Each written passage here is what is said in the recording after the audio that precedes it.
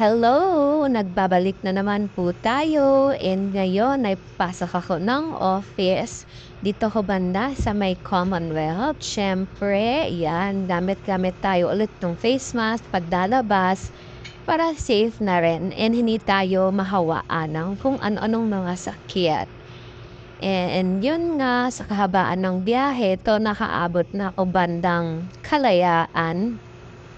So, nakasabay nga lang pala ako. Kaya medyo mabilis-bilis yung biyahe natin. Pero magko-commute pa rin tayo. And yun, binaba na ako dito sa may Cubao Gateway location. Siyempre, sakay tayong MRT. Kaya naghintay na rin ako ng elevator para hindi na ako mahirapan umakyat. Kasi medyo marami yata akong dala nitong araw na to. Okay, ayan. And habang nandito sa elevator, nagulat ako kasi paglabas ko, ayan, tingnan nyo kung makikita nyo ang daming tao sa Cubao. Buti na lang, hindi sila nagpa-stop entry. Pero medyo mahaba-haba yung pila. Kaya for the pila tayo dyan, mga besh. Kita nyo, may mga sumisingit-singit pa, ba diba? So, ganito nga pala yung estado sa Cubao kapag morning, mga 7 a.m. tong na to, travel ko na to. And yun nga, nakapasok na nga pala ako. And ito naman yung estado sa taas. So kung makikita nyo, para kami mga snake, diba? Sobrang dami talaga ng tao. And pumila na nga ako sa boys para mabilis akong makasakay. And yun na nga, unang dating ba lang ng train, nakasakay na ako kagad. And sabi ko nga sa inyo, mas mabilis makasakay kapag dito ka sa panglalaki. So, kung makikita nyo, ayan, Ortigas na tayo. And papunta na ng Shaw Boulevard, yung station ng train na ito na nasakyan ko. So, medyo mabilis lang talaga yung naging biyahe ko. Actually, mga 45 minutes lang. Overall, from Commonwealth. Yan, sinom in ko lang din yung sunlight. Kasi loyal tayo dyan. And ito, sa kahabaan ng biyahe sa baba, medyo walang traffic. Kung makikita nyo, yan, sa may Mega Mall banda, wala pang traffic. And yun na nga, dito na tayo sa Guadalupe. Dito na kasi ako bababa.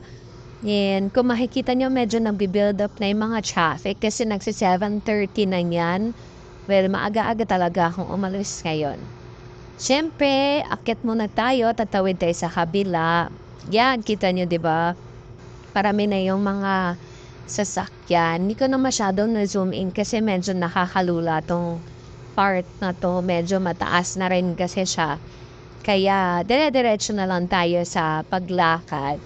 And yun nga, pababa na ako nito ng MRT station. And hahanapin ko naman yung sakayan papunta sa Uptown Mall. Kasi dun yung office namin. And yan, pagbaba ko dito sa stairs, maraming mga dyan, mag-aalok ng habal. Pero siyempre, hindi ako sasakay ng habal kasi medyo taga yung mga mga nang-aalok. Sa totoo lang, medyo taga talaga sila, like, yung normal fare na 50, gawin na lang 100. So, hindi ko sila kinakagat kasi nga medyo magastos kung maghahabal pa ako. Sobrang lapit na lang nitong station to the sakayan. And yun na nga, nandito na ako. So, hinahanap ko yung jeep or yung mini UV na sasakyan ko. Ang pangalan nga pala niya is Gate 3. So, kung mapapadpad kayo dito, hanapin nyo lang yung Gate 3 na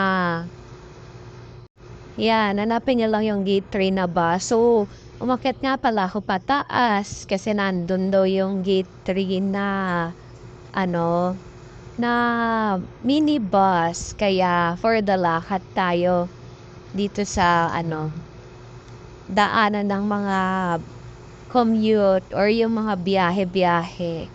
So, ayan, for the hanap tayo ulit. Marami kang makikita dyan iba't iba yung mga karatol. And yun na nga, nandun na kasi ako sa taas, kaya nahanap ko na yung Gate 3 na mga minibus, kaya sasakay na tayo. So, may mga chairs pa and meron ding mga nakatayo pero ako nakaupo na ako. So yun, pagbaba ko, ito na nga, naglakad na ako. Konting lakad lang, papunta ng Uptown Mall. Ayan yung building namin. Nakikita nyo, sobrang lapit na lang niya. Kaya nilakad ko na lang din siya para meron tayong konting exercise. Char, dami ng exercise nun, di ba? And yun, syempre, mamaganda tayo. Dahil tinitingnan ko lang yung sarili ko kung na-haggard na ba ako sa biyahe. Mukhang hindi naman masyado.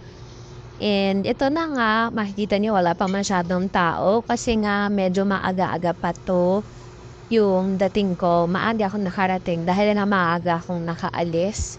And yun, pasok na ako sa office later.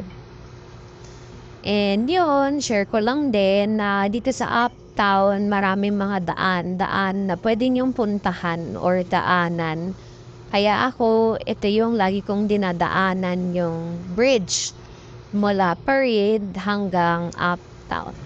And ito, nag-work na kami and nag-lunch na. Yan, kakakita lang namin ulit ng mga ka-office mates ko after New Year. And tour ko kayo dito sa kinainan namin. This is in Scouts Honor. O, diba? May pa-aircon. Ang ganda ng itsura. Tapos, yan yung mga kasama ko. Kumakaway-kaway sila. Medyo aesthetic din. And may mga pa-water sila dyan kung makikita niyo. Sa likod ko naman, ito yung mga cakes nila. Pastries na mga benebenta. Pwede kang bumili or mamili. And ito yung mga pinapakita rin nila yung food. So, ting in order ko, kalimutan ko yung tawag dito pero parang ultimate something siya na merong beef, meron ng chicken, meron pang salad, meron pang rice. So, yun, kain na tayo. Itadakimasu! And syempre, for the vlogger tayo, kaya kain-kain muna tayo dito ng konti. Habang nagkwekwentuhan sila, hindi na ako masyado nakipagkwentuhan kasi gusto ko lang kumain ng mapayapa. Char! And yun, gusto ko lang din i-share na yung amount na itong kinain ko is para nasa 300 plus. Tapos, ito nag-order lang kami ng isang bread. Actually, appetizer dapat to na truffle yung sauce. And masarap siya. Yun lang.